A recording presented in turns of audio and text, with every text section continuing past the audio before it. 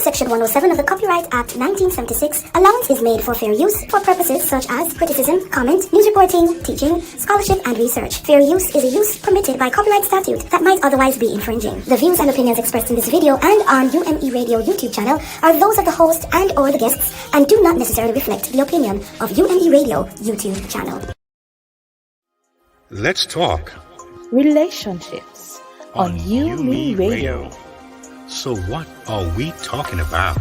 Marriage, dating, parenting, business, and love, emotions, sex. It's a conversation with me, Lady Misty, and DJ KTE on everything from hot topics to taboos. Join us Mondays at 9 p.m. live on UME Radio. Follow us at Let's Talk Relationship Show on Facebook or on UME Radio on Instagram. Let's talk relationships, arguments for the grown. Get the UME Radio app to listen wherever you are. That is UME Radio, one word. UME Radio, positive entertainment 24/7. Subscribe on YouTube and click the notification bell. Welcome all. We're back another Monday night, and this is LTR. Let's talk relationship. Woo! I'm feeling kind of good tonight. I haven't got my drinks on to the right side of me. Definitely. Tonight, don't worry, don't panic. It's just me doing my thing. Anyway, that's right, Keith. That is right. There you go. So, folks, tonight we're happy to have you here.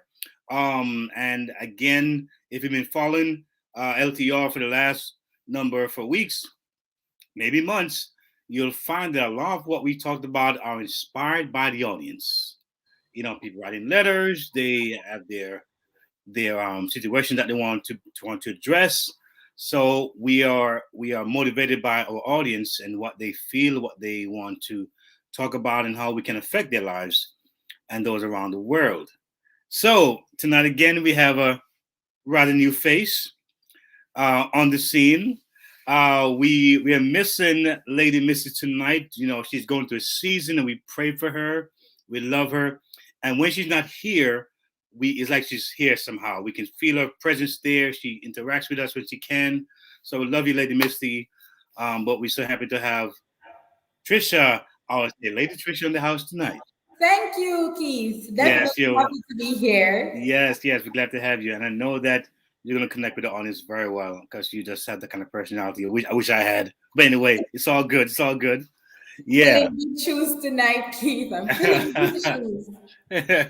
Yeah, so tonight we have a very interesting topic tonight. And the title tonight is Post-Wedding Blues. Oh, Lord. I'll tell you. Post-wedding blues, huh? That's so common these days. Yep. And he said no support after the wedding. You know, so I guess some people that's their experience, and it is real for many people in this world. So we're glad for those who are having strong marriages and they can attest to having a wonderful honeymoon and so on, so on, so on. But there are those of us who really have had a down spiral, you know, marriage after, you know, after the event and after all the fanfare and the bridesmaid and the bridegrooms and the great toast, you know, on the great event. A lot of people talk about, you know, it really was a horror show afterwards. Yeah. But tonight we have some guests tonight. Then they're gonna be sharing with us. They're gonna be introduced to you later on, Yeah. and you get to hear their thoughts, their experience being married and being single and maybe having a family and all that comes with it. And Right. again, this show is about connecting with people, inspiring. Right, Trish? It's about connecting. Definitely. Yeah. All about relationships and connections. Yes. There we go. So tonight's script. What is it? It's not a script. You know, it's a script, but it's not a script. You see, we write the script. You know what I'm saying? But that's how we do. It's all natural, right? It just comes out of us. Yeah. So we're excited to be here tonight. Right. It is September 27th. The month is running. It is running. Yeah. And the time is now 9:06 in the evening. Yes, it is. So we want to say greetings to everyone. And thanks for, let me put my specs on here so I can see what I'm reading. I'm like half blind. Right. God Almighty. So greetings. There we go. I can see now. I love it. Greetings to everyone. And thank you for joining Let's Talk Relationships on Yumi Radio. Definitely. We explore dynamics and evolving and evolution of relationships, identify challenges, and offer perspectives through transformative conversations. We also promote strong, healthy family life and community. Yes. It is important to us that you know that it is not our intention to offer opinions or advice on how you should live your personal life. Please note, or how your personal relationships should be. We aren't dictating your relationships. Do your own research, be a free thinker, make sure you are doing well in your own life as well, and know that we wish you love and happiness. Wow. We are looking forward to a great show tonight. I know I am. I want to say a big thank you to all our partners, supporters, listeners, and viewers from all over the world. And, you know, we've had this great crew, the YouTube tribe, and those from all over. Those are from Facebook and Instagram and Twitter. They're everywhere. We're really thankful for those folks who tune in every Monday night faithfully, and they're so engaged with what we do here, and they let us know when they're affected by the show, and that's a real good thing. And again, for those who are tuning in, this is LTR, Let's Talk Relationships, and I am DJ KTE, and I'm here with my lovely co-host tonight, Trisha Gay Kelly, or you can call me Lady Trisha. There you go. All right. So for those of you who are out there in we call it media land, you can find us on many platforms, and we're excited about that. So you can find us on the Apple Store or Google Play Store. Carry on. It's okay. You can also tune in and listen to us on iTunes, iHeartRadio, TuneU, Spotify, and many others. Or you can search for app.umeradio.com. Yes. All right. So before we get into our topic for tonight, we'd like to share some information on family counseling with Dr. Wanda Thomas. Here's tonight's spotlight.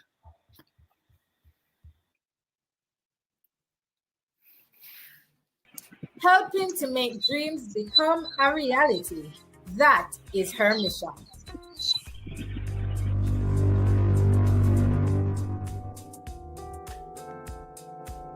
Today, we are here to introduce you to a phenomenal woman of God, an ordained minister, counselor, speaker, licensed wedding officiant, a certified chaplain. She holds a doctorate in theology, master's in pastoral counseling and divinity, and a bachelor's in psychology, along with certifications in Christian counseling, mental health, adolescent behavior, and family counseling. So I'd like to speak to you a little about your work with families and couples.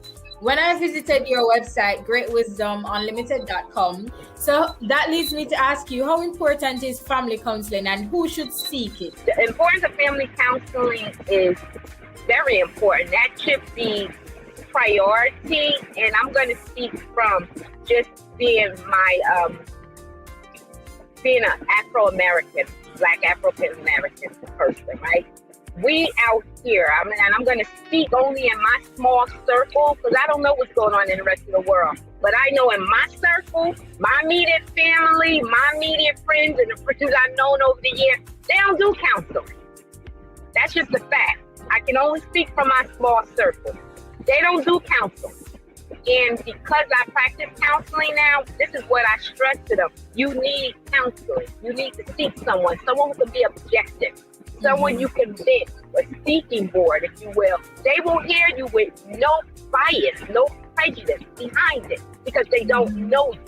When you go to your friends and your family, they know you. They're going to give you their opinion. They're going to give you their advice. And if they are doing this, who are these folks? What's your life doing so good that I even should listen to you? And a lot of times, their life is not even, they're not even doing what they're advising. Mm-hmm. So be careful. Go to that stranger.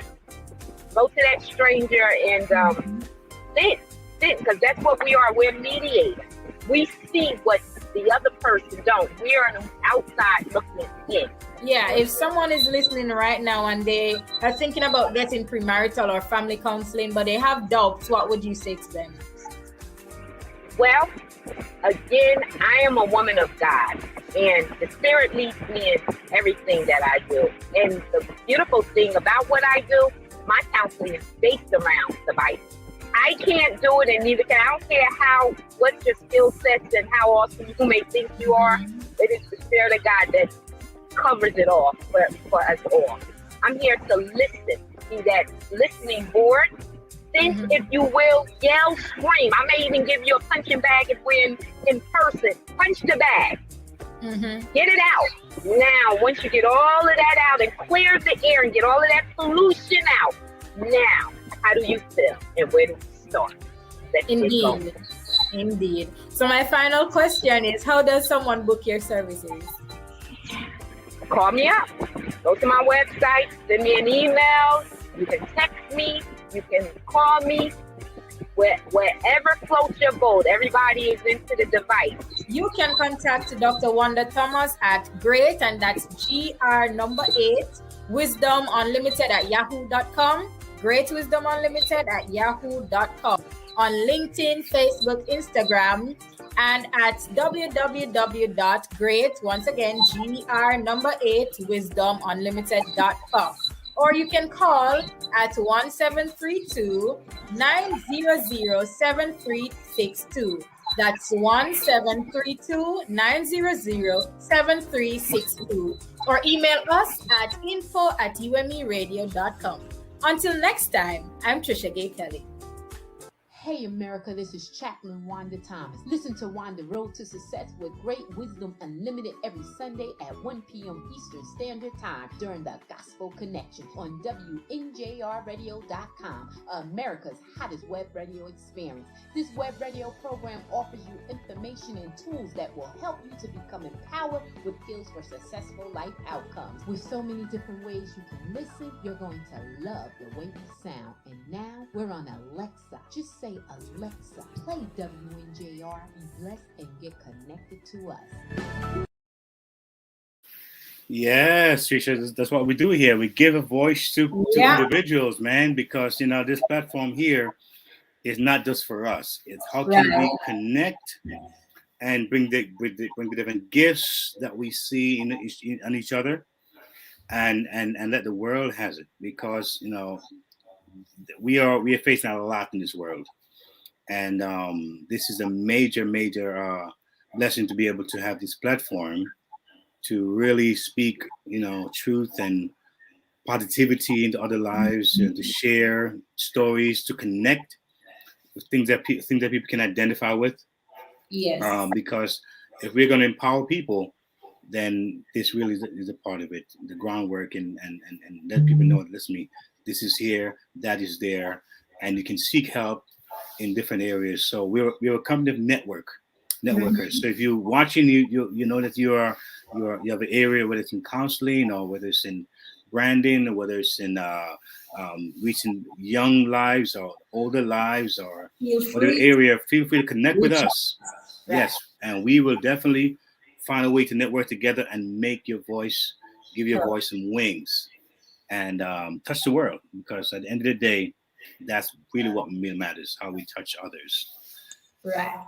Mhm. And that is why, in giving others a voice and our viewers and listeners, the topic that we are exploring tonight, as Keith had already said, is inspired by feedback that we received from one of our fans who is currently living in the UK. He asked for confidentiality, so we will not call his name, but we're calling him Paul for the sake of the show. Yeah. So please ignore the typos. We did not want to tamper with the comment itself. We want to bring it to you exactly as we received it. So post wedding blues, there's no support after the wedding. This is what it reads. People were excited for the day and no one cared about the after. How we're living, are we happy, are we coping in the marriage? And when I reached out to some, they are like they don't want to be involved. I reached out for help and I felt like I was weak, can't handle my own life. And plus, kids come along, it gets harder. They make wedding the focal point and they do their best to make that day special. But having had the experience of marriage, I think the life in the marriage should be more important. That is where we need support, not to get involved or interfere, but to support and just be there to support, to listen. Listening is very important. I'm not talking about counseling, I am talking about both parties' family members, even just to sit and talk and reason about life. Both party family side, sit with us, have casual conversations, moral support. Sometimes you just need relief, a place to unload. I never had that. It Mm. was difficult. That is what the listener from UK shared. Hmm. Wow. Yeah. Hmm. Pretty deep, Keith. Yeah, it If, is. It is. Yeah. if I Yeah. should put that in my own words, I could Mhm. say after the cake and the juice and champagne finish, so did the support. It went as soon as the food went. How about you, Keith? How You do you know, feel about this? it's interesting because I, I've heard both extremes. The ones who did well and they had support, but yes, Right. the other ones who really, after the wedding is like you're on your own. Right. You're on your own, and sadly enough, many people before they got married didn't get counseling Right. or good counseling, and of course, the stress was on the date itself, the event, and make Yes. sure that everyone showed up on time. Getting that And big day yep, ready. and the budget wasn't over, and remind all the guests to show up on time and to make sure that that things went well, Mhm. which is really understandable. It's a day you want. It's a very special day, and the bride stands out that day. Right. That the hair got to be done, the nails, the different things has to be in prim, tip top shape stuff. And proper. Prim and proper, as they would say. And so we want to have this nice, smooth day, and many times it does go well. It does go smooth, and I've personally been at weddings before. We have seen the Mhm. aftermath on the wedding where almost fight broke out and things happened. Though was like, whoa, what happened here? Um, Yeah, and really, really interesting things. So it is a case for many people. So it's worth looking at, and I admire Yes. this gentleman who decided to just write in and and just maybe get some perspective on it. Yeah, and we want to thank him for writing as well, for seeking. Yeah. Here we don't make judgments, and again we don't know the entire story, but we know that the reality is that we can offer suggestions and ideas and thoughts from the audience. I'm sure that can be helpful, and it's about as he said in the letter, so find that support. Definitely. So yes, definitely admire that from him. All right, so we want to share with you an article courtesy of WashingtonPost.com. We'll share a bit of it with you now, and then we'll finish it later in our show. And it reads, first comes love, then comes marriage, then comes depression. Wait, that's not how it's supposed to go. Unfortunately, for some, that is how it goes. And while many newlyweds are blissed out, others are hit with the post-wedding blues, and it can be debilitating. When the wedding was over, I was in a lot of pain. Anna Chevelle Vreeland tells the blogger of her experience. Laura Stafford, who is a professor and director of Bowling Green State University School of Media and Communication, and Alison Scott Gordon, who is an associate professor in the University of Kentucky's Department of Communication, have conducted 2 studies on depression in newly married women. In a study of 28 women they conducted in 2016, nearly half of the participants indicated they felt let down or depressed after their wedding. That's not good. And some participants reported clinical levels of depression. In a 2018 study of 152 women, 12% reported feeling depressed after their wedding. I wonder why. Wow. And a bad wedding isn't to blame. In Scott Gordon and Stafford's first study, none of the blue brides linked their feelings of depression or letdown to the wedding itself. For even blue brides, the wedding appears to have lived up to their expectations. That's what they told the blogger. Still, Jocelyn Charnas, who is a psychologist in New York, who has been dubbed the wedding doctor, has found that almost everyone experiences some form of a letdown after the big day. Like any milestone we look forward to, a certain degree of difficult feelings, whether it's emptiness or loneliness or sadness, is not uncommon after the fact, she warns. Wow. So it's quite common for people to feel a little down after marriage. Honestly, I don't want that to happen with me. If I get married, I want to be happy. No sadness anywhere near my marriage, no sadness anywhere soon after my wedding day. No, I don't think I could manage the weight of all of that. But I wonder what happens though in the psyche, because it's just weird. Is it something where I think people it's like a finality that takes place, because it seems a bit mysterious, right? Because here you are dating someone for maybe 2, 3, 4, 5 years, and you've gone through the friendship, you've gone through knowing each other, probably each other's family. You know what I'm saying? You courted, you went to the pastor, you had friends encourage you, you felt everything was okay, right? Now you're married, and afterwards, like, what happened? It's like it's kind of interesting how that happens. Yeah. Very interesting. And it's funny because many people in our culture, which something I noticed, is that they have what they call a bachelor party, right? Or a bachelorette party. And so what I find is that it's like, let me have all the fun now. Before I get married. That's the mindset. Yeah, I'm like, that's kind of weird, because I've heard of part where ladies actually did real things, like really went out and did like really while out, like they really were married in that party. But it was to say, listen to me, this is all the fun I'm gonna have, because when I get married, I won't be free anymore. I won't be able to be open or whatever it is, which is kind of strange. Marriage should be fun. Yeah. Mindsets need to change. Yeah, so I'm wondering if that, there you go, mindset. So maybe that's a part of it. Who knows? Yeah. That's a thought. We're inviting our viewers and listeners also to tune in and share your opinions. We definitely want to hear from you. The Weekend Show says, I also think that when you wait long of something, then it comes. What is there to look forward to now?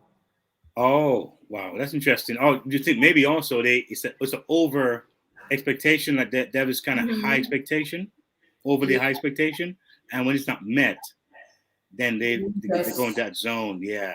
That could be another issue as well. I'm thinking. Also, did I marry the right person for real? For real? But at this point, after you are married, it's the wrong time to be questioning if you have the right person.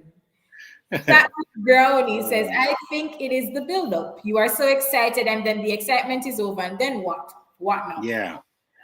What now? Yeah, you know what, you got a point, because the listener got a point, because I remember one incident in life. I really wanted to get this outfit. I mean, I might have been maybe 19, 20, and I was like, for weeks, I was like, I gotta get this outfit. It's just so nice. It was like a matching shirt and pants, you know. I'm like, I had to get that outfit. And I worked, and I got every penny I could find to finally build up to get that outfit. And when I got the outfit, I couldn't iron it. It wouldn't iron properly. I'm like, you got to be kidding me here. You got to be kidding me here. And when I wore it for the first time, I'm like, what was the excitement for? I'm like, what happened here, you know? But I saw it in the window for weeks. I'm thinking, now looking back, I'm like, that's probably why no one bought it, because it was there for weeks. You know? So when I finally got it, it was like, the excitement just didn't go anywhere. It was like, what happened here? You know, so yeah, that's a great point the listener made there. Yeah, which is why we do recommend family counseling. As you would have heard Dr. Wanda Thomas recommending, family counseling is important. Yeah, it is. Back to our comments. Oh, good night to you too, Clive. Clive Williams says good night. You and Me Radio is having fun over there. We can see that. Yes, we are. Also said, can it be that looking forward to something sometimes is more exciting than the actual thing coming through? It is. It is. I experienced that last week. I did something so bad, and when I finally got it through, I was like, but I don't want it anymore. Oh, yeah. Been there, done that. I'll tell you. Right. Good night to you, Adina Doman. Good night to everyone. I hear a cry for help. Definitely. Yeah. It is definitely a cry. All right. With further ado, we have two special guests joining us tonight on the conversation and the special topic. And as we seek to empower you, our amazing audience, please welcome returning guests. Are they here? They are not in as yet. That's okay. It's fine. Yeah, we can keep it going. That's okay. They should be logging on soon. Hopefully they'll get to the these so-called technicalities, these Wi-Fi and stuff. Sometimes they could get in the way, but we keep the ball rolling because we are ballers. Right. And someone say shot callers, right? That we shot. No, actually we don't. You didn't tell me, Keith. I would have brought my shots. You know what? I'm so sorry. I promise you next time I'll remind you. Man, next time you'll have to trust me. I'll bring my shots. I'll tell you. But you know, seriousness though, it's a very serious topic because it said that how many marriages fail? Over 60% of marriages fail, which is very, very high. Over 60% of marriage ends in divorce. Wow. So something's wrong somewhere. Something is not being connected right. And and I heard that other cultures, there are cultures where they have arranged marriage. Yes. And they seem to work, Trisha. What's up with that? They seem to. I don't know. Okay. I can never understand it because if I were in such a culture, I don't know what I do. Yeah. Because I don't want my parents arranging who I marry. What? I want to have a connection with that person. I want to be genuine about marriage. I want to marry the person I love and would have grown with and dated. I don't want you to just come up and tell me to marry this person. Yeah, but it seemed like it works though, because people can fall in love with it over time. Because if you think about it, right? Think about it, Trisha. We have a system where we get to choose, right, our own partner and feel what we feel, but it doesn't work. So I mean, don't you want what works?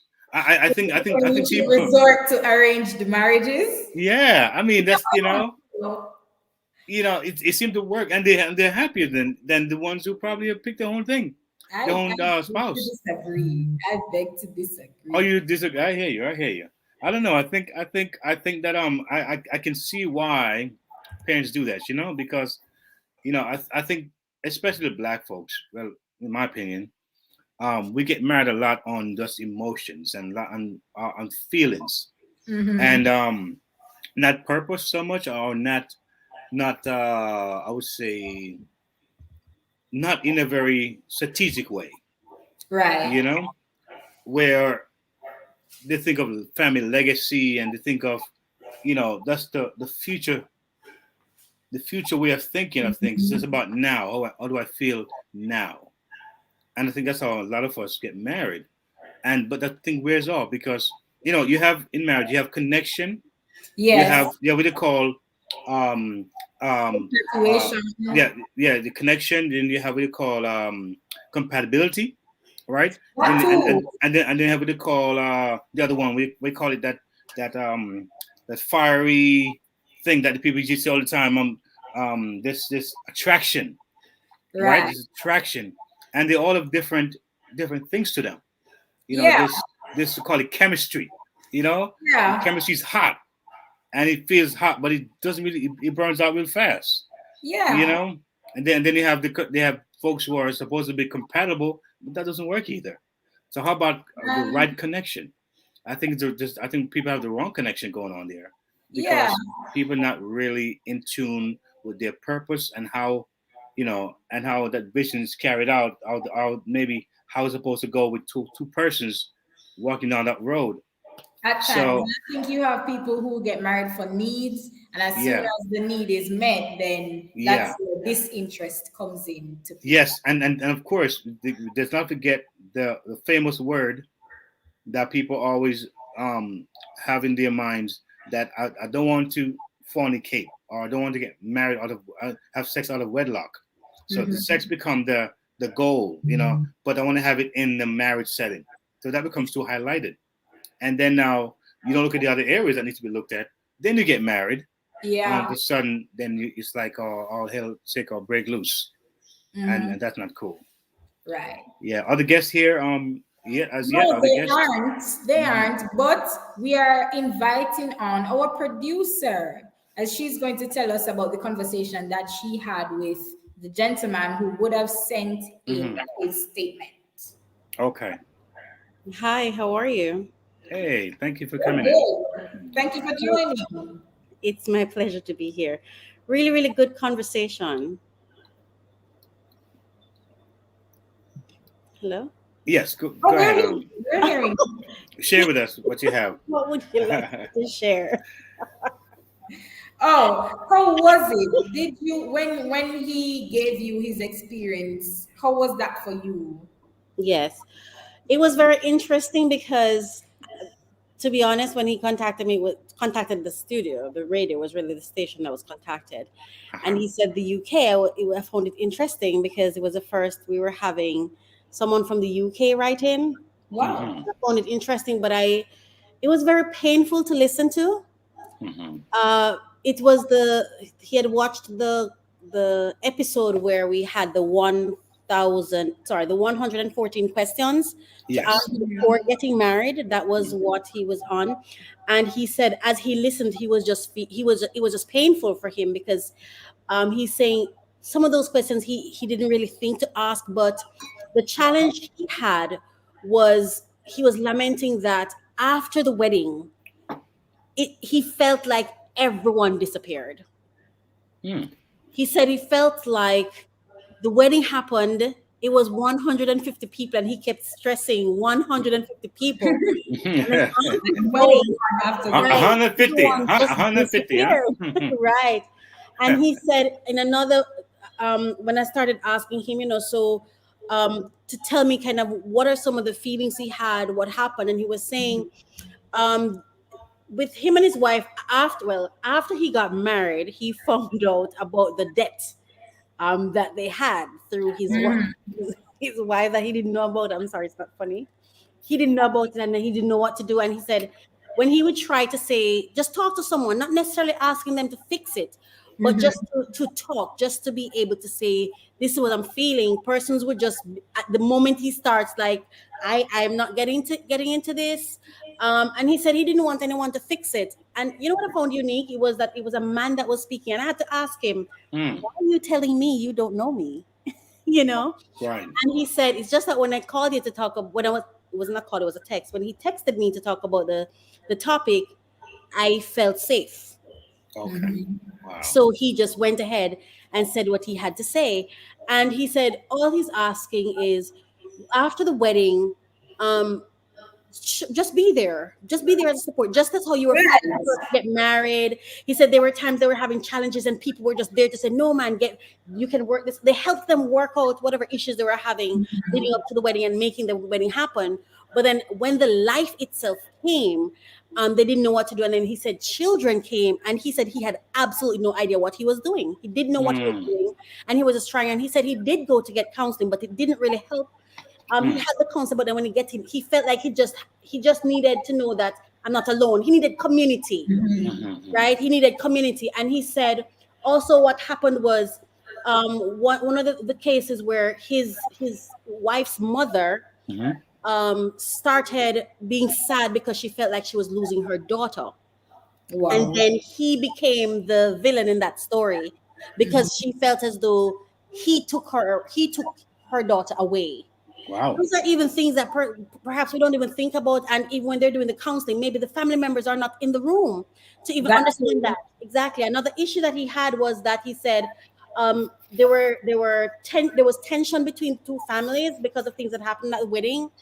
And because of the tension, he couldn't even go to his side of the family either, because he said they were so upset that they couldn't even hear him long enough to hear what he had to say to even support and help them. And so talking to him, it was I could feel his pain. And they were married, between 10 and 12 years, and they've been divorced for about the same amount or some more than 5 years. They've been divorced. And it still sounded so current when he spoke. Wow. It still sounded so current, like he still needed support. And I know he's listening in to hear what I was asking him to come on, but he just said it was just still so fresh for him. Because there were many other things that happened that led to the demise of the marriage. And he wasn't ready to talk about those things, and he didn't give me permission to talk about those things. So, but I do hope one day he comes on to talk about it, because it was very interesting. And I think, and I'm going to say this, and then I think even me, I'm guilty of ignoring the man.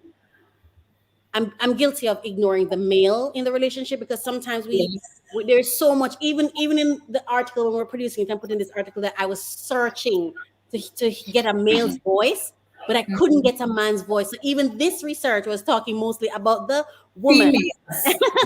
That's why I'm here. As raised. So that was my experience, and I think your guests are coming in now. So, but that was the experience. I could feel the pain. Yeah. Yes. Yes. So thank you for the conversation. Awesome. Thank you. I appreciate that. Appreciate it much. All right. We have Apostle Faith Walters with us, who's an author of her book Reborn, her new book Reborn. Welcome, Dr. Faith. You're looking lovely tonight. I think your mic is off. Yeah, we aren't hearing.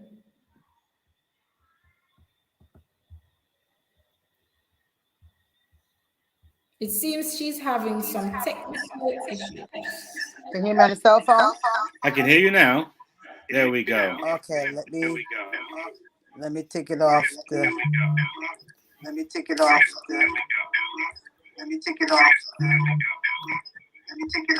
All right, so we're in both sections here. All right, I'm gonna take it off one.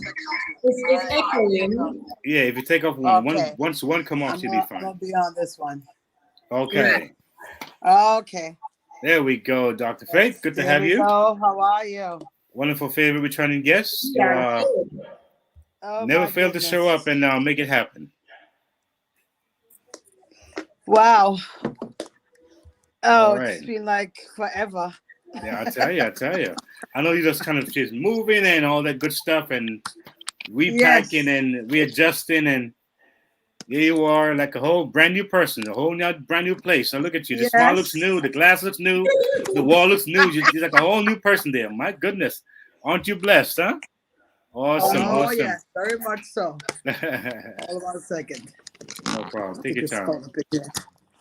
There we go. Okay. Because I had to just do this at the last minute. You know, watch your camera. I see that you become a dancer now. You all look like rocking here and rocking, just doing your thing. I love it. I love it. There we go. Welcome, Dr. Faith. Oh, wow. So I'm not sure if you've been listening You've been listening to what's been said for the last few minutes or not. If you heard, how much you've heard? A little bit of something, and it's kind of interesting. Uh-huh. Never even knew they had those kind of jitters at the end. Uh-huh. This is something new. Yeah. Because in my time, we ain't never know nothing about that. So all the stuff I'm hearing, I'm like, okay. Yes. So what you taking? What you heard? What you taking? What you heard? Well, I heard. Good evening, everyone. Mm-hmm. It's a pleasure to be here. It seems like eternity I haven't been here, so I'm still trying to get adjusted. I'm so thankful for being in the show, to be here with DJ KTE, and we have Lady somebody Trisha. Else this time. Lady Trisha. Yeah. Hello. Hi, Dr. K. Meet you again. I am just, when I was listening here, when I saw your topic, post-wedding blues, had to go get some little idea, background of what that's all about, because I never heard of that before. This is something interesting. No support after the wedding. I didn't understand all that, because back in my time, that was not something we even think about. Wow. You know, so what I'm hearing, it just happened, and we just go through the motion and everything like that, you know. So this is kind of, I guess it's a new age type of thing. Yes, I realized that, and I was reading some things where people get depressed after the wedding. I'm like, okay, that's new. I never knew that either. So, you know, a lot of different things you got to think about, a lot of different changes.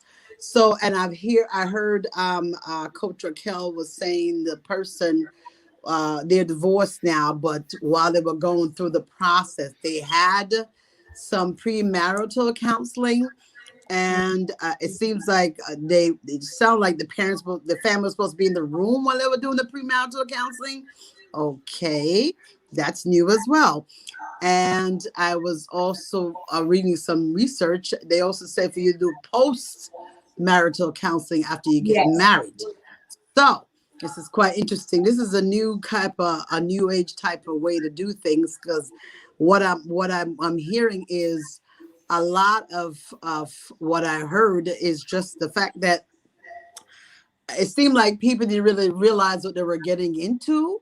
And I also heard that the mother felt that the husband took her daughter from her. I'm like, Dr. Faith, Dr. Faith, I think we should read it again.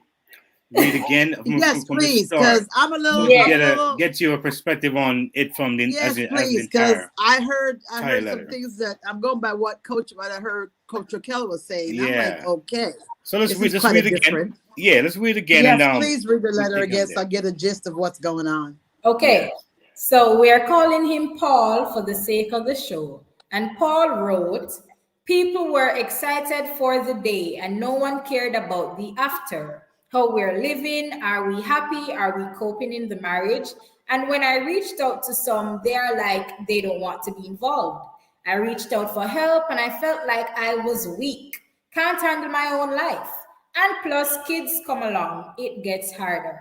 They make wedding the focal point and they do all their best to make that day special.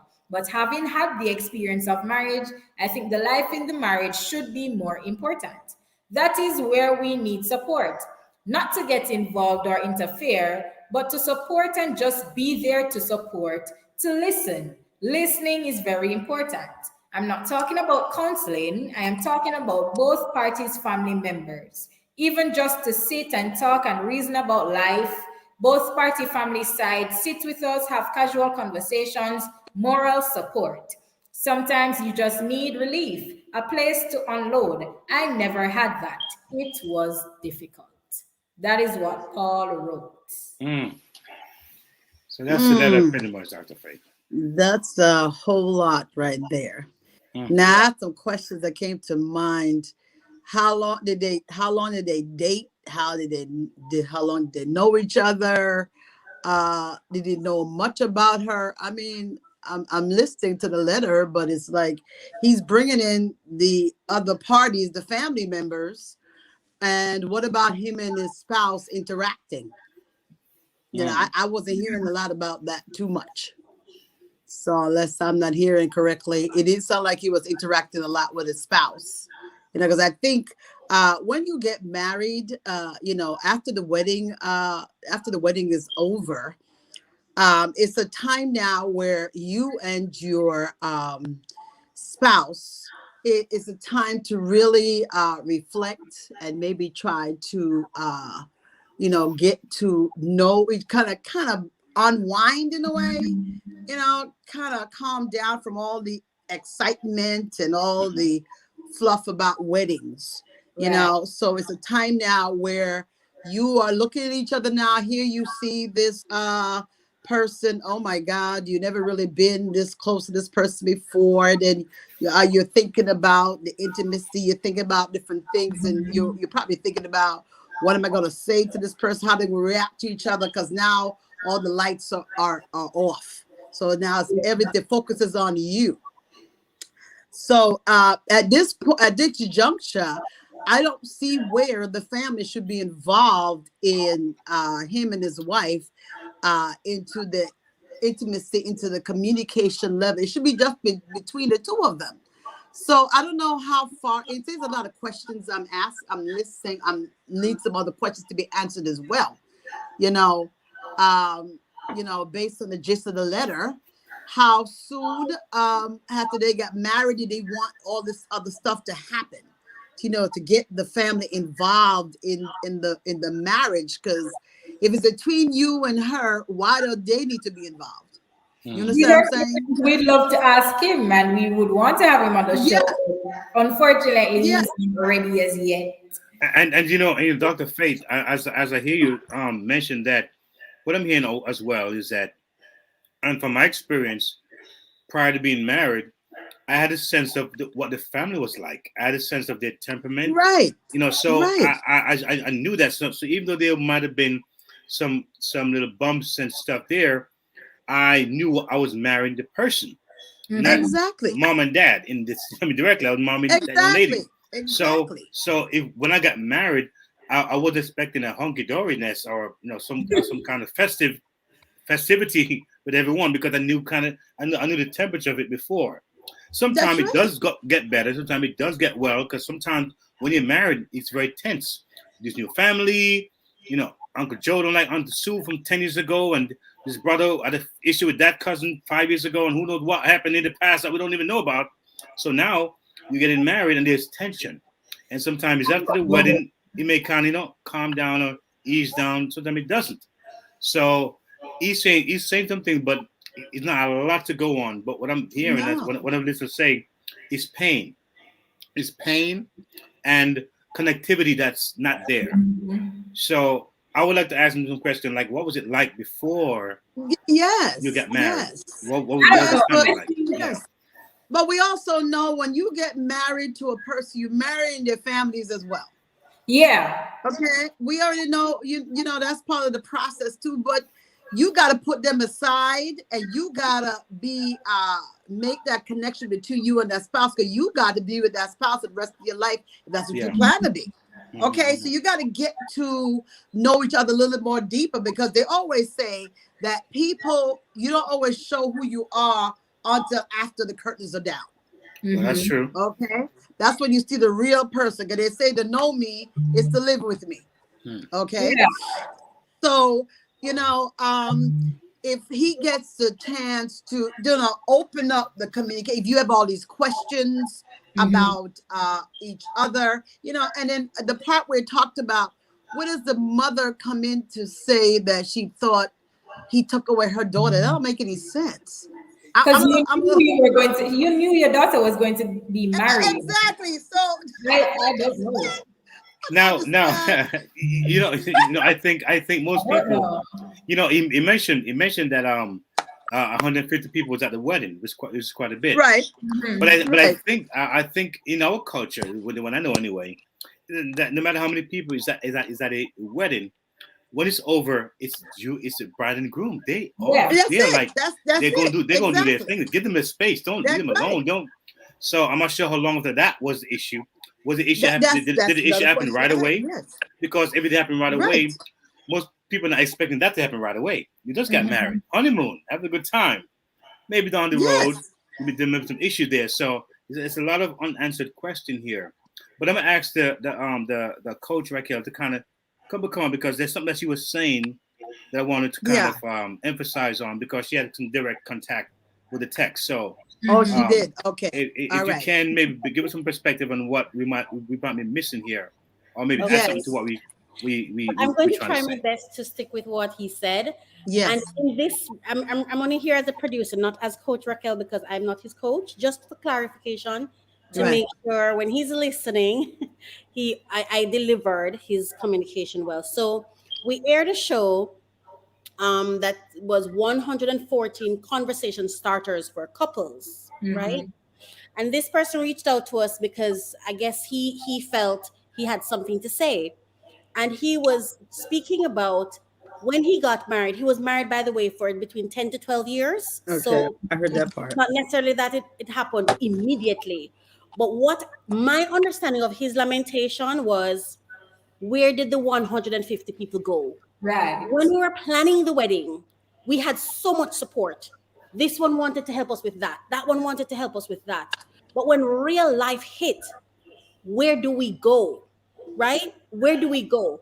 For me personally, I've always thought of a very small wedding, and the reason is because I only want people there who, should we hit hard road, these are the people who would come and say, hey, remember I was here.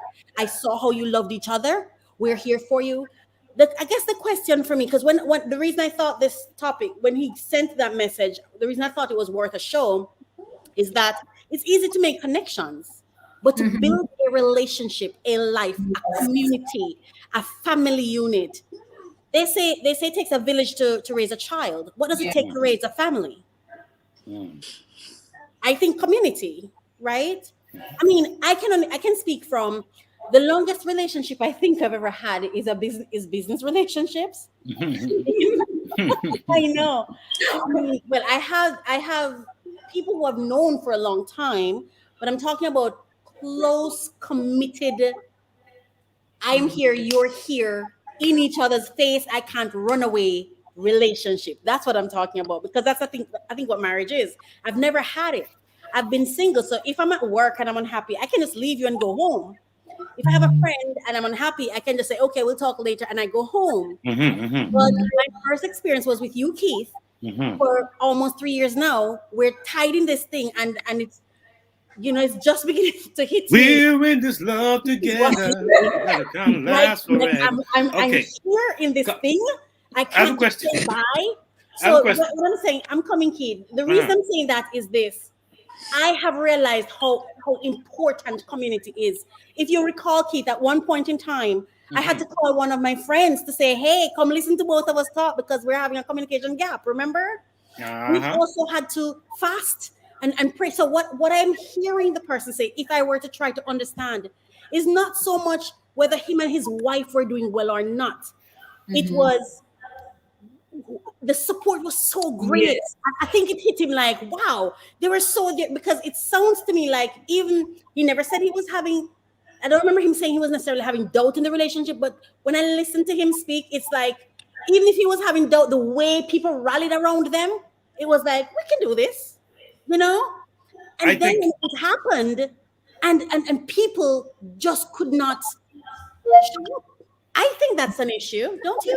I think you make a great point. At the great there, but I think, and maybe you can attest to this. Maybe Dr. Faith and even you, Trisha, right? Because I've ever had experience where you said there was an event happening, and you said, "Well, I'm not going late. I'm not going early because other people are going to be there anyway." thinking that, well, if I don't show up, well, somebody will be there. Yeah. Right? But you being late, if everyone said the same thing, then it'll be no program. Right? So I think if you have a wedding of 150 people, think about this. And I see that. I'm thinking they're okay. They got friends and family all around. So when they go into their stuff, they should be fine. They have a lot of people around. The psychology of it. You see what I'm saying? So it looks of it is like they have a lot of friends and family. So this should be okay. At the same time, the reason these people would have invited you to their wedding is because they have a connection with you. Exactly. So you would have expected that you're going to be there for support. And when you did give the support before and during the wedding, they are going to expect you to give it after. So when it doesn't come, there's a problem. Yeah. But see, the guests are seeing people. The guests are seeing other people there as well. So each one is saying they're fine. They have people. They know somebody. You mean they have a lot of people at the wedding, so they should be okay. If I don't reach out to them, what's the problem? They have a family and friends and everyone. Yeah. You get the point? It's almost like it's a weird thing. That one is going to show up, and that I can only speak from. I think it hit me because I understood from my own experience, just from that limited experience, where.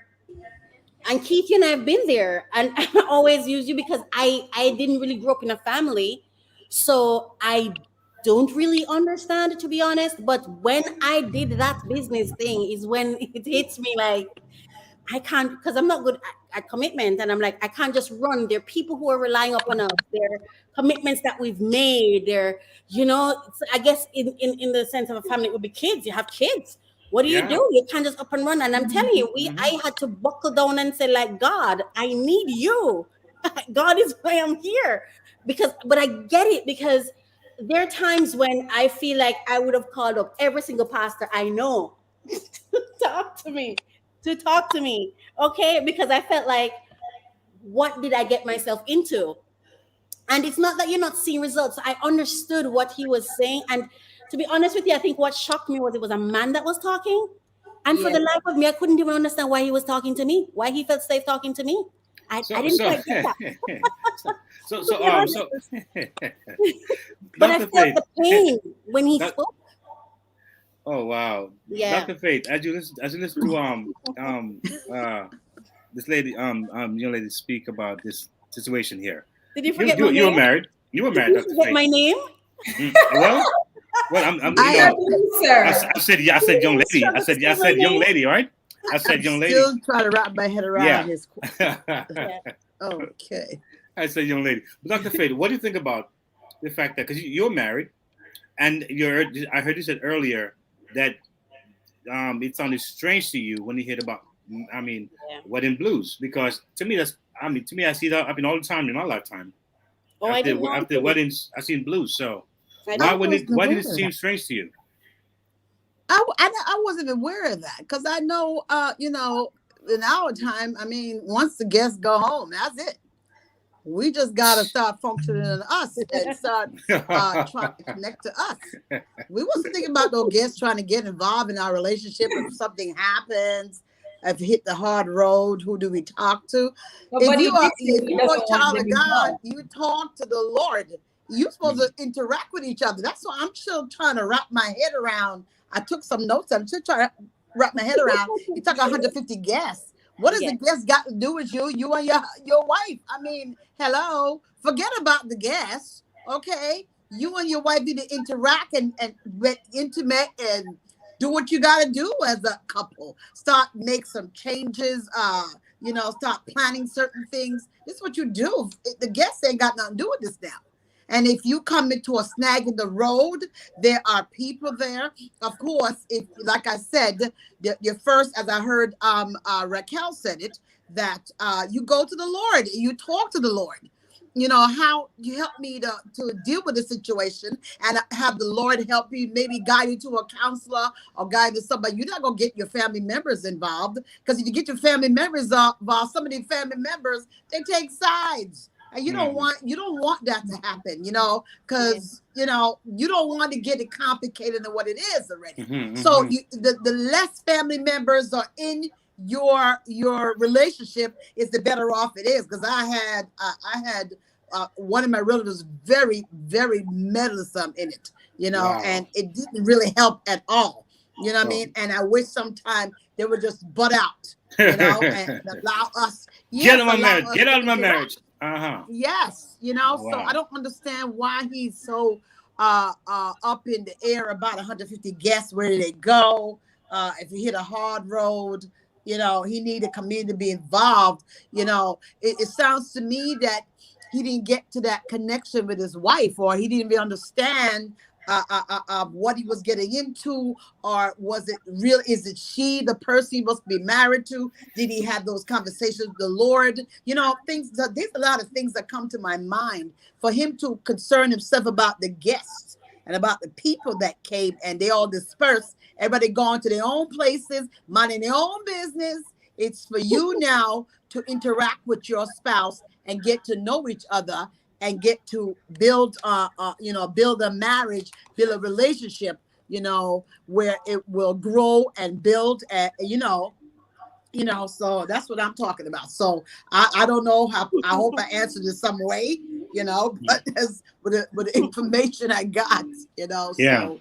It's different. It's somewhat different because it is. Note that he said he didn't want them to get involved or to interfere. He just wanted support. He just wanted them to listen. Just someone to listen. But there was no one. So I think he was just saying before the marriage, he had all these people running around helping with everything. But as soon as the wedding went, they went.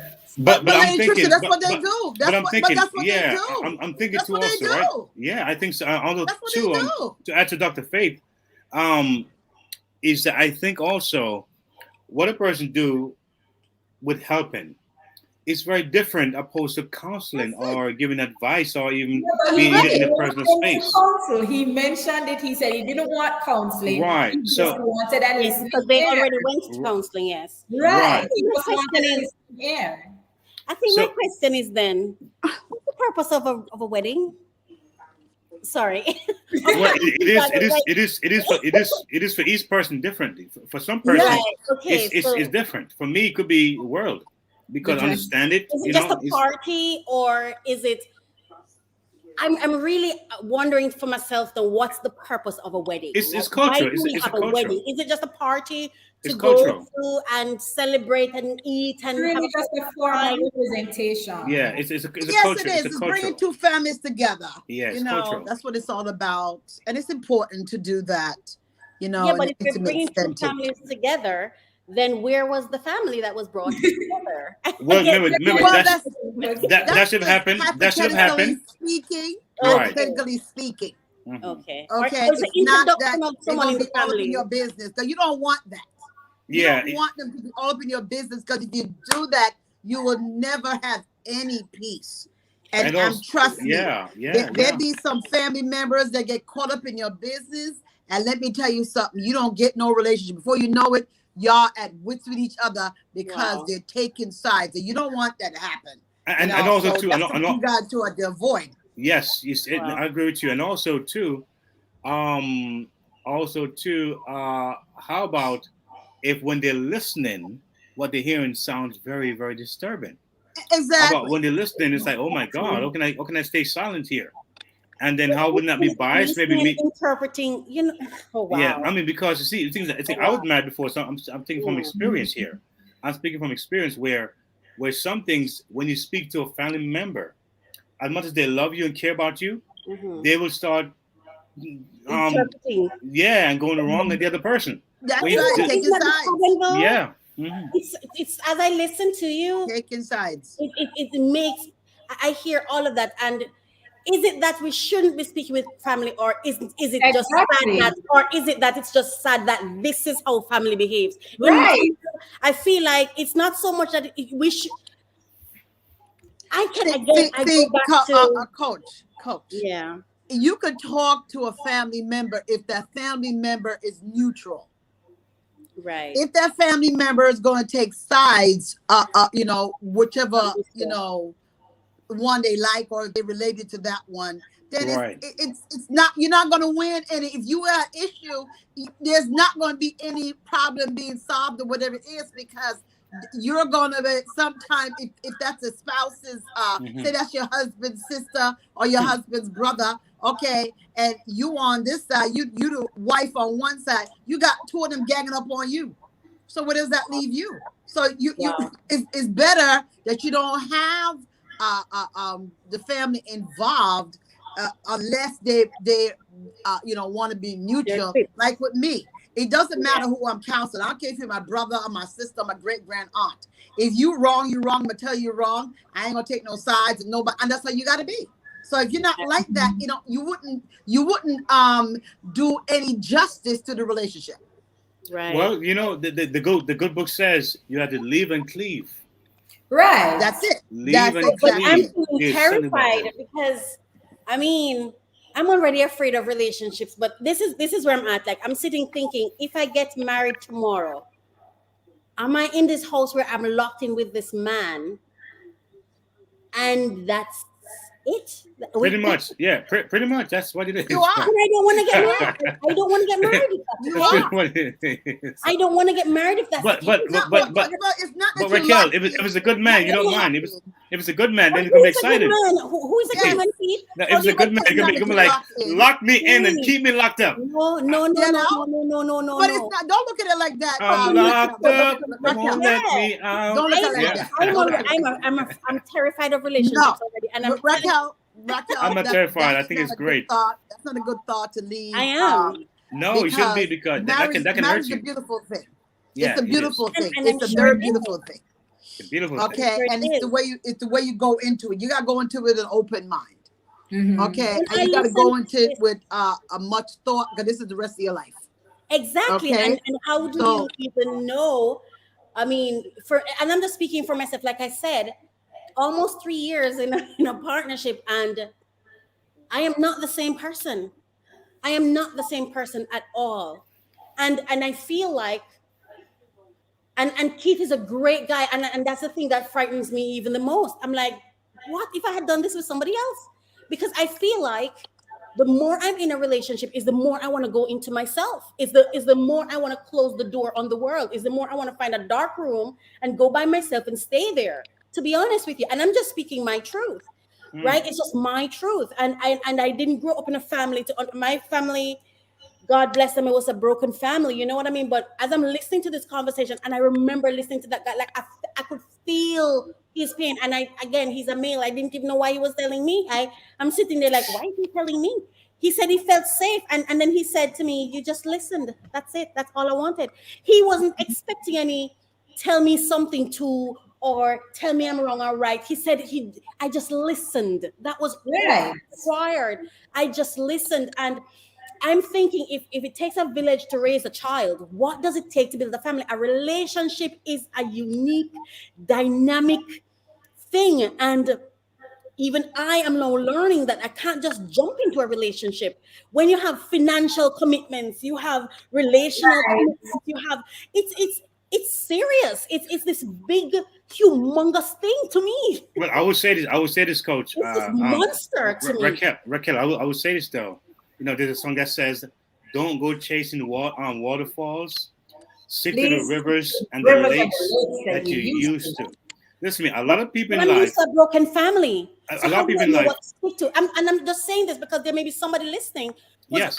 And really hear me from my heart. Like with my family, when something happens, I just apologize. I just take the L. I don't care if I was wrong or was right or whatever. I'm the first one to say, I'm sorry. Please forgive me. Let's fix it and move on.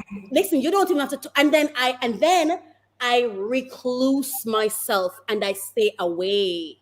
But it's a real thing. It's a real thing. Because when you're locked into certain commitments, I'm telling you, sometimes you show up and you're by yourself.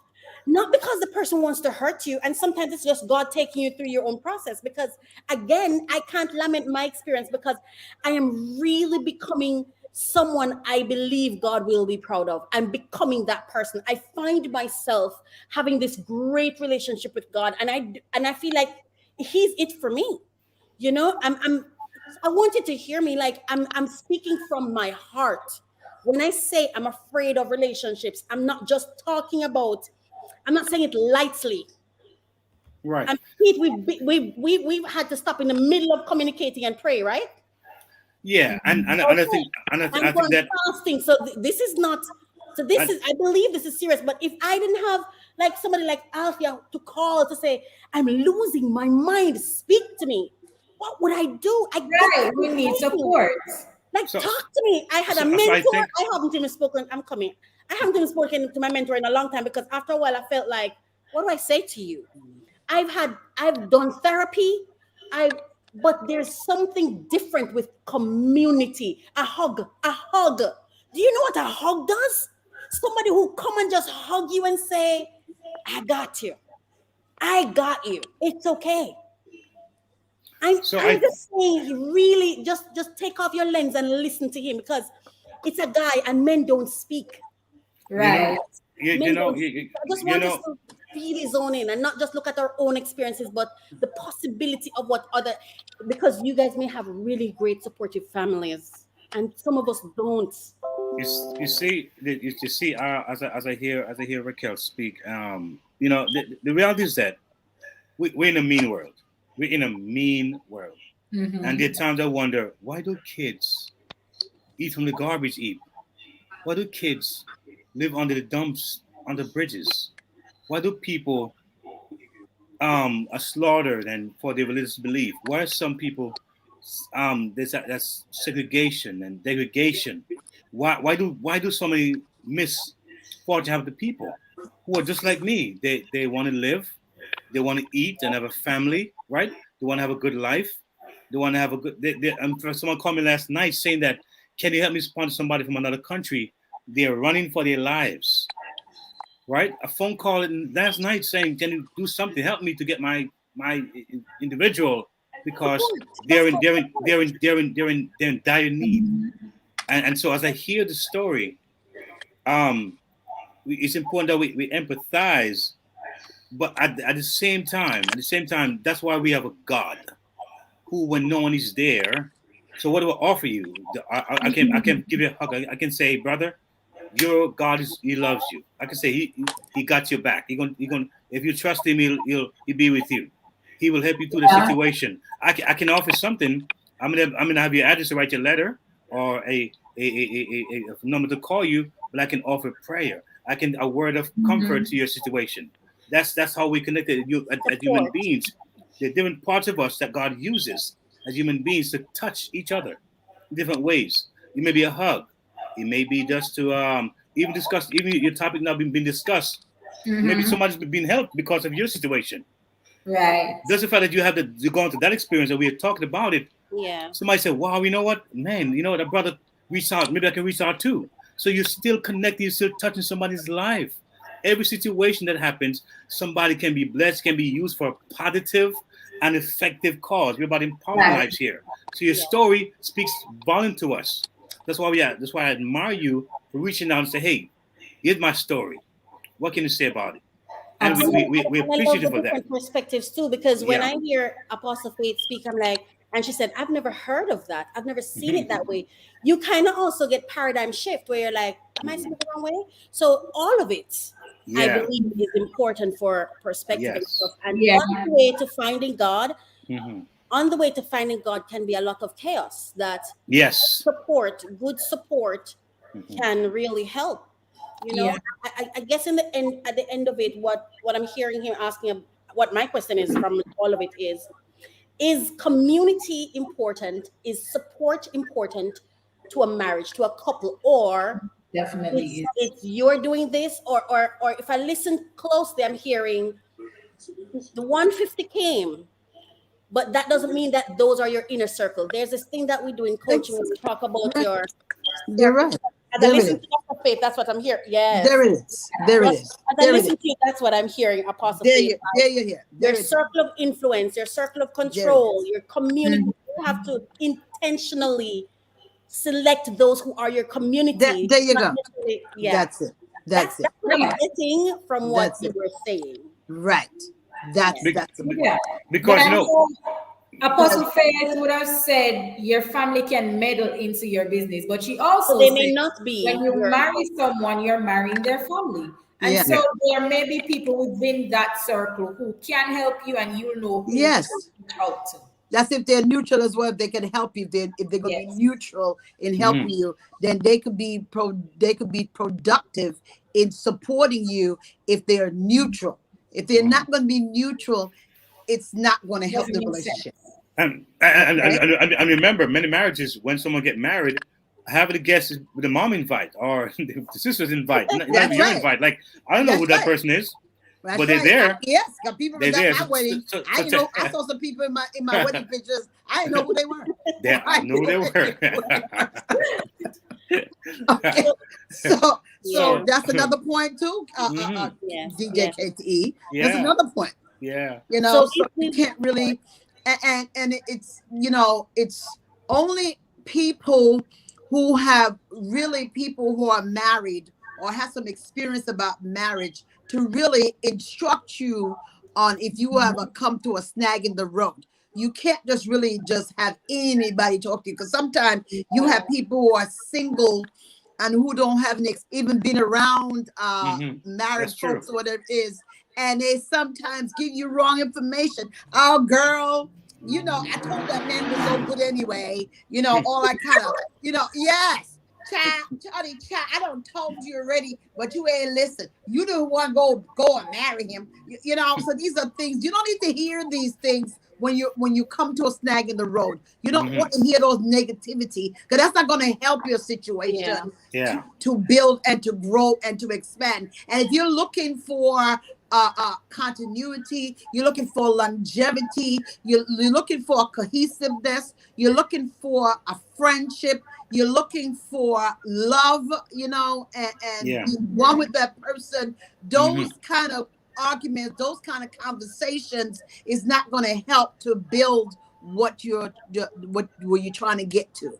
You know what I mean? So it's always imperative to always seek out positive role models. You know, people who've been married for sometimes you got to look at marriages and see how much they're into each other, because not everybody I noticed. I've seen a lot of people are married but not really into each other. You know, so you got to do your own observations as well.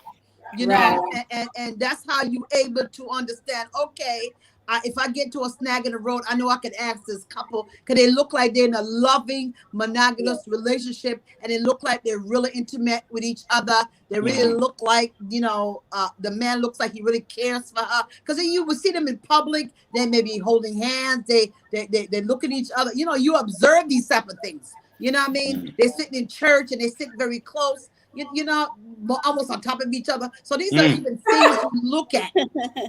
Yeah, you look at these things and say, wow, because I've seen couples where I could tell ain't nothing going on because the husband over there and she over there. Like, nothing going on with the rent. Exactly. You know, and gotta they have a just J-O-B. cars, you know, I'm like, what is this? You know, where's the feeling? I can tell they ain't fucking the junction either. I can tell no. I can tell all that. I can tell ain't nothing going on in the bedroom.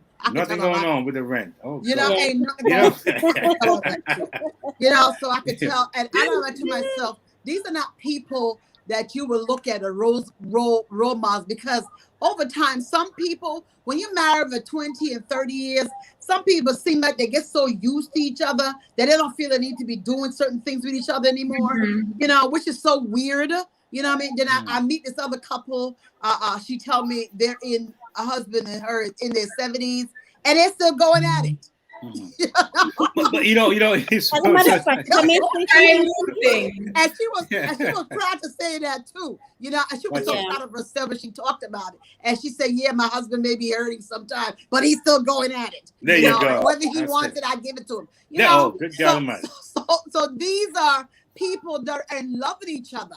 You know, and these are people that really care about each other, care about each other's needs and desires and goals. So these are couples that you gravitate to if you see that cohesiveness with them. You know what I mean? And those are people that if you come to a situation where you got a problem in your marriage, you can reach out to these people and see if you know what advice they can give you to help you. But forget about the guests that came to the wedding. Cause not all of them, unless the Lord show you that directly. If you have an issue with your spouse, you can go to that person that was at your wedding. But if God ain't show you that, leave it alone.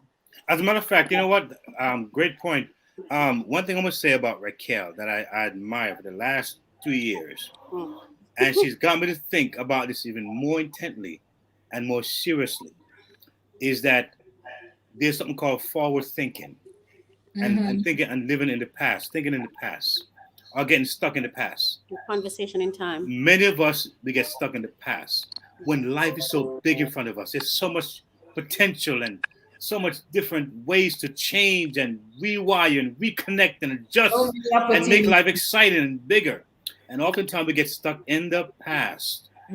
One thing I would say as I hear this story and I hear certain things is that when it comes to moving on, and my experience is that I sat down and think, Pete, what did you do? What could you have done differently? What did you say? How did you think? How do you approach it? Do a real self-evaluation, because the future is waiting for you to say, come on, I got you. It can be better, bigger, brighter. So I think I you know, if I can encourage this gentleman here in any kind of way, is that there's so much ahead of you, right? That can be glorious. But I think just a note, he's not there anymore. Right. But he may come back and watch. You may come back and watch. Yeah, you may come back and watch. Yes. Yeah, you may come back and watch. But I'm saying he's going to be watching it. But if I may say, yeah, now he found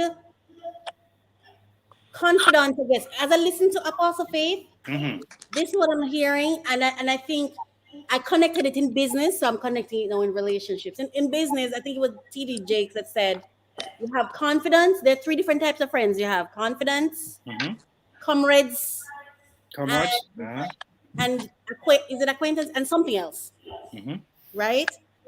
You then have to decide from early. And if I were to speak to a young couple, like he was 27, she was 5 years older. If I was to speak to him at 27, I'd say, learn who your confidants are, learn who your comrades are. And learn the different categories of friends you're supposed to have, because maybe that's where he missed it. Because now he said where he found support or information or knowledge years later was in the Indian community where he worked with them. And he said he saw this old couple. They were together for over 30 odd years. And he started asking them, like, how did you do it? Like, and he said, no, everywhere he goes and he sees older couples, he would ask them, like, how are you doing it and stuff. So he has now learned.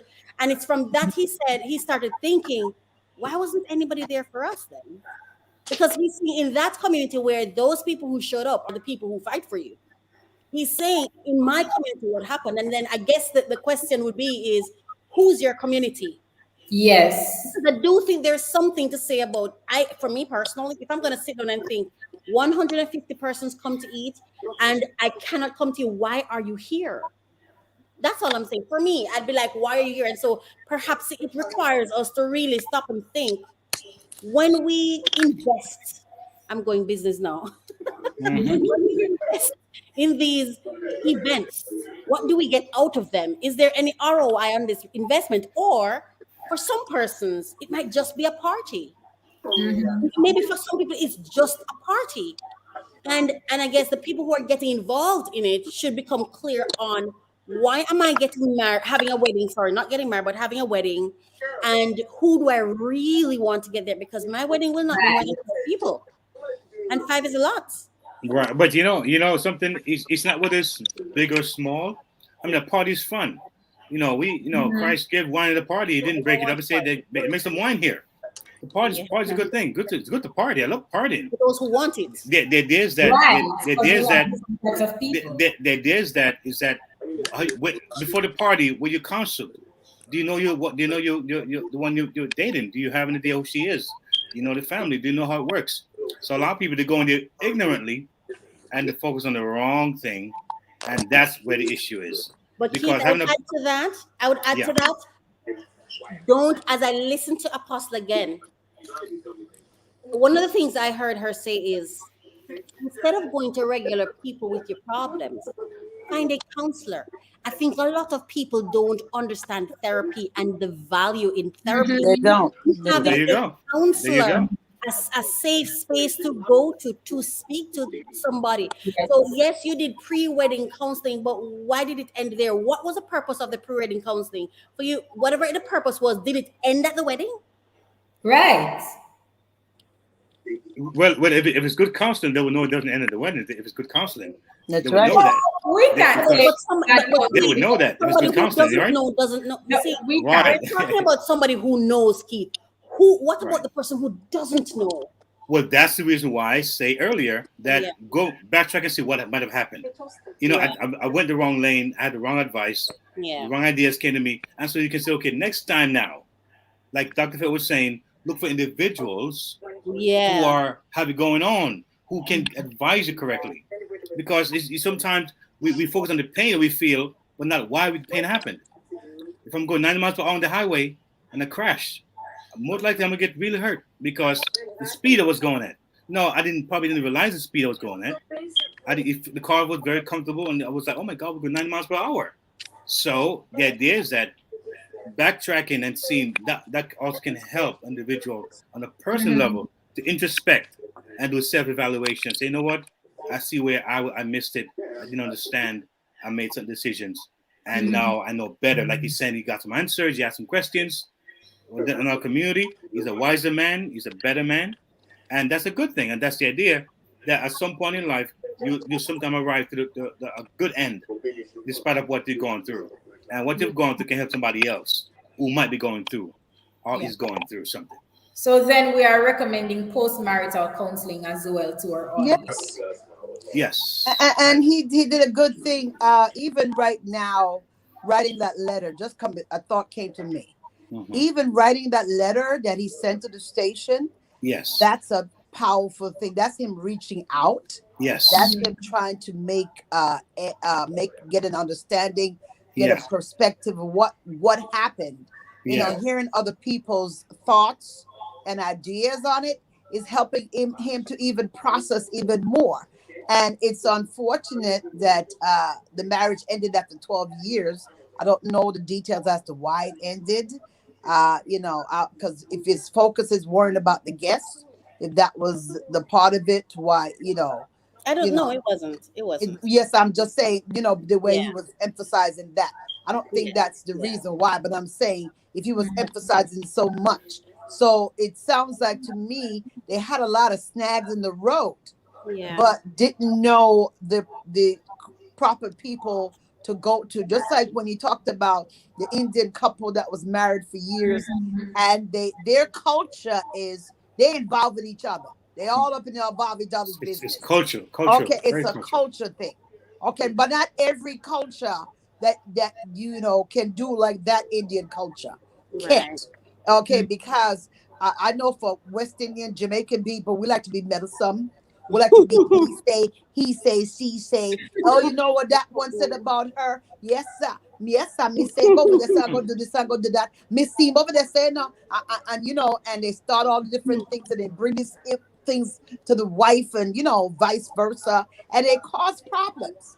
You know what I mean? So you got to be really careful in who people who you associate with. Your circle has to change. Even you were single at one point and you're married now, so your circle has to be different. You can't be with your single girlfriends anymore. Okay, so you got single guy friends anymore. You gotta associate with people. People even people have been married before and respect marriage. Because some people they're been divorced and they still bitter, so they don't respect boundaries in relationships with people. You know what I mean? And so that's another issue too. So so it's just to me, it sounds like it needs a lot of open communication. As I saw Lady J put a comment here that it takes commitment. We need balance as well in a relationship, and the key is communication. Okay, it says marriage is beautiful, and what does she say here? I'm trying to read it. Marriage take commitment. Marriage is beautiful and and it needs it balance. needs balance. Okay, I saw that. Yes. And it says marriage take commitment, communication, sacrifice, And and love. love. And Yes. those are key ingredients, Lady J, in working on a relationship. But you see, two of you got to come to that level, because when you come as a married person, you are now one. According to the word of God, you are one. You made two people who became one because you stand before God, stand before family and friends, that you made this vow to be with each other through thick and thin, through rich and poor, sickness and health. Love and to cherish the debt do you part.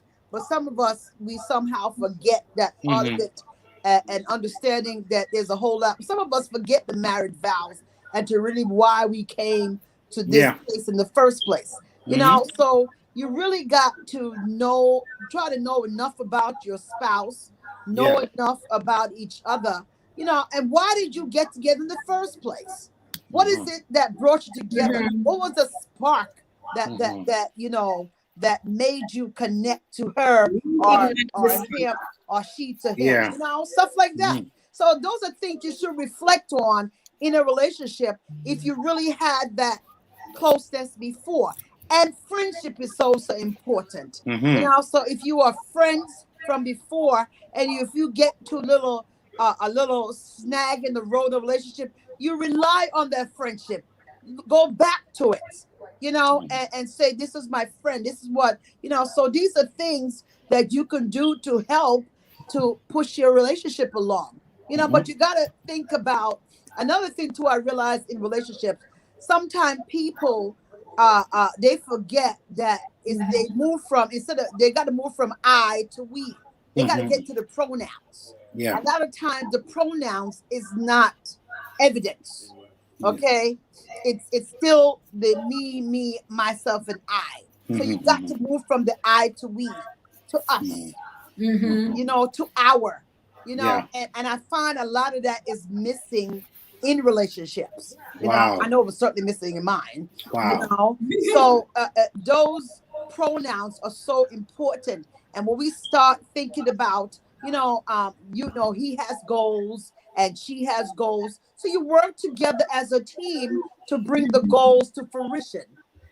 Working together, that's key into building a relationship. And if you have issues, find a pastor, find someone, a therapist, as Coach O'Kel said, find someone, and I think DJ KTE said that as well. I'll find someone to talk to that's reputable, that will be fair enough, and that will have some kind of balance, and for you to understand, okay, what I need to be doing. What is it I may be doing wrong? Some pros and cons, and what I could do as a husband to maybe change some of the way I think and the way I do things. Maybe it's not connected to her right. Maybe I don't know her. I didn't realize her likes and dislikes, and maybe I shouldn't be doing this. Stuff like that. You got men that talk to men, and so stuff like that. Ladies talk to ladies, vice versa. You know what I mean? So you got to find people that can really help you to push your relationship along, so you be more together than separated. Wow. There's That was certainly comment. Yeah, that was a great a mouthful there, Dr. Faith. Really interesting thing to say there.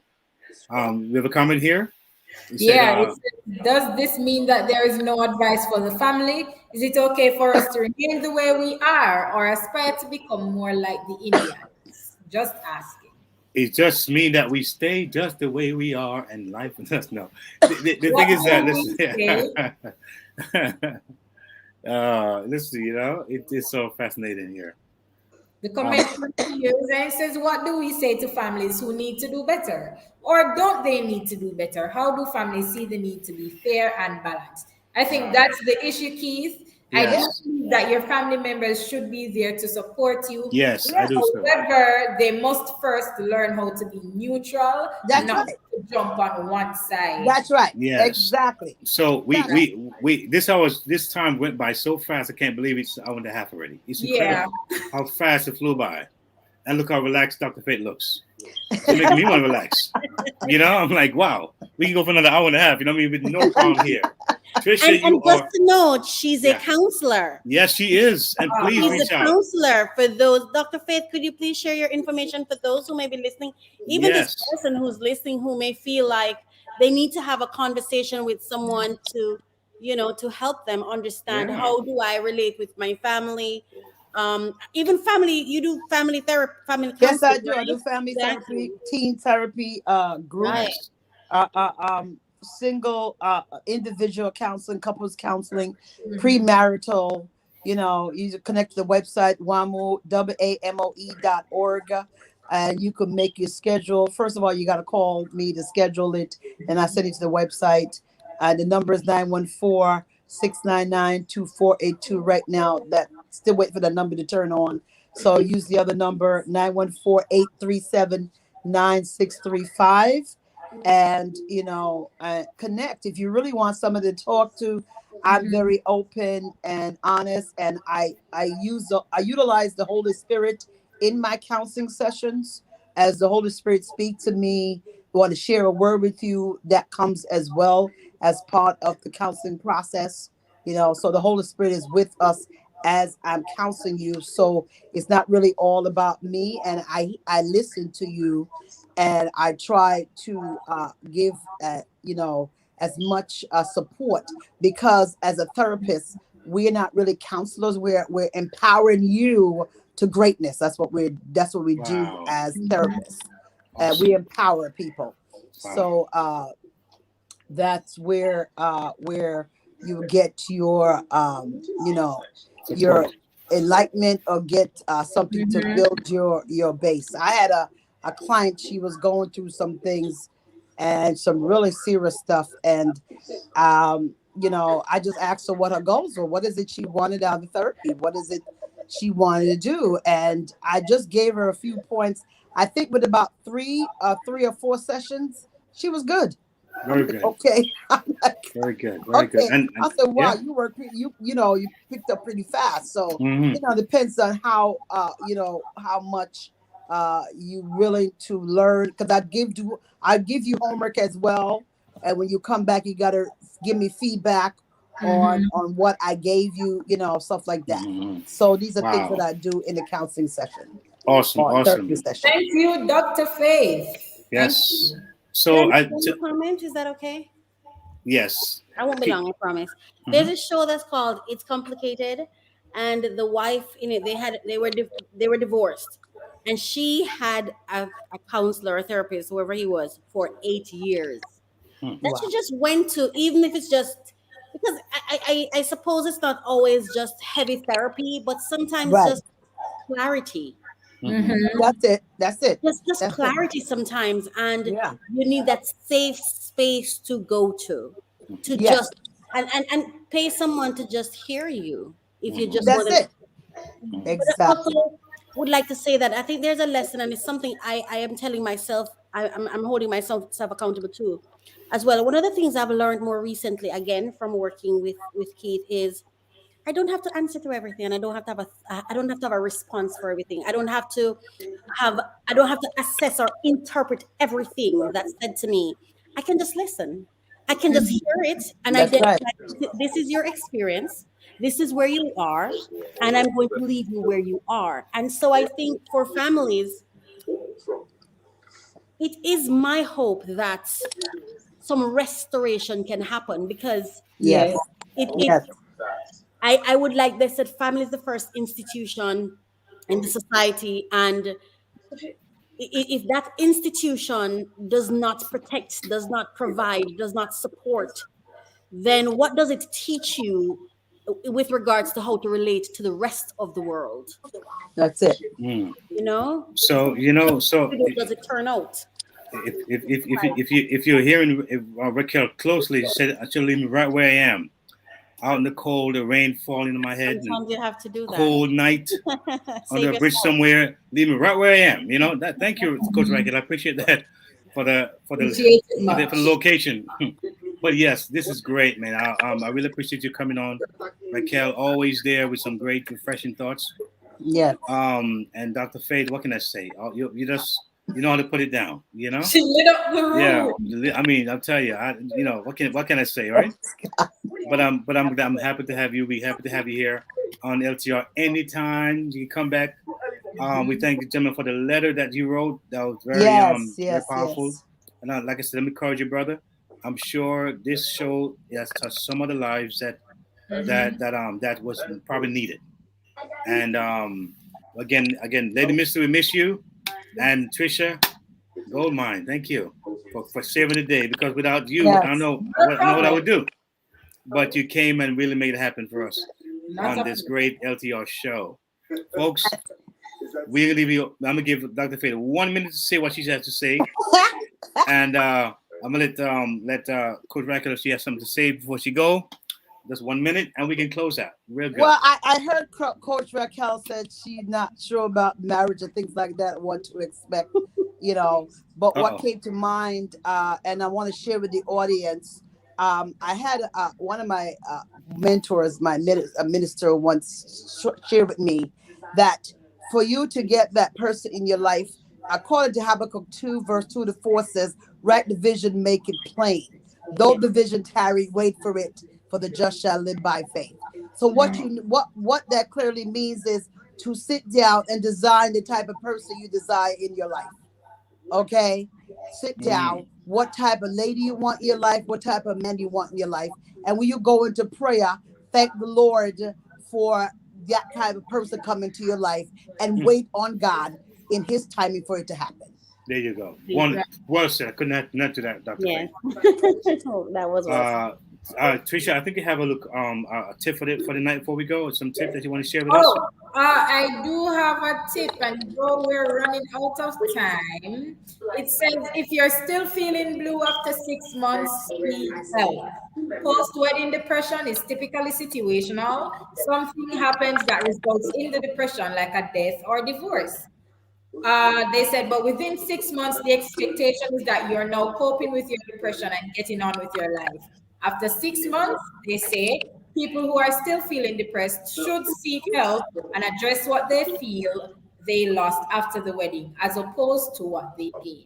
And before we go, we do have to mention that he did give advice to other people who may be going through what he went through and may still be going through. He says, put the same effort in making sure the couple is happy after the wedding, just as you did in the lead up to the wedding. Continue with the same effort and time with them. And sometimes the couple just needs you to listen.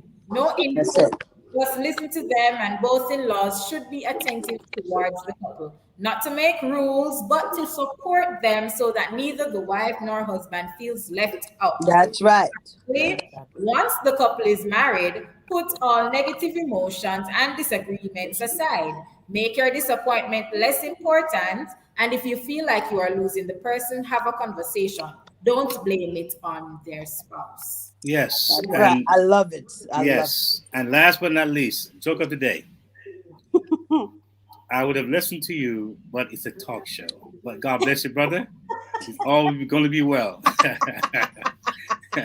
It's fine, Paul. We're here for you.